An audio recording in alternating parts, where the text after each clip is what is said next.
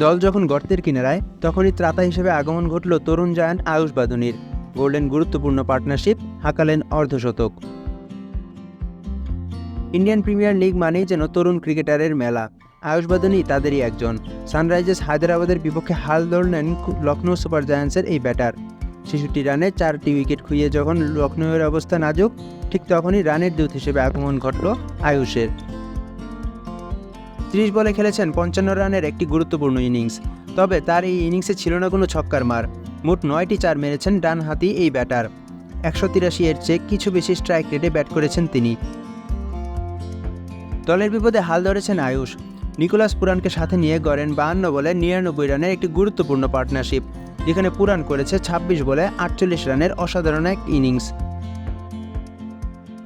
IPL যতই শেষের দিকে এগোচ্ছে, ততই স্পষ্ট হচ্ছে তরুণ ক্রিকেটারের গুরুত্ব। অভিষেক শর্মা, মায়াঙ্ক যাদব কিংবা আয়ুষ বাদুনি সবাই ভূমিকা রাখছেন দলের জয়ে। এই তরুণ ক্রিকেটাররা আগুনের ফুলকির ন্যায় থেকে থেকে জেগে উঠেছে দলের প্রয়োজনে। ১১ ম্যাচে ৬ জয় নিয়ে লখনৌয়ের অবস্থান পয়েন্ট টেবিলের মাঝামাঝিতে। শীর্ষ ৪-এ যেতে আগামী ম্যাচগুলোতে জয়ের কোনো বিকল্প ভাবছে না লোকেশ রাহুলের দল। তবে সেই ম্যাচগুলোতে অবশ্যই নজর থাকবে এই তরুণ জায়ান্টের ওপর। মাশরাফি খান সাকিন, খেলা ৭১।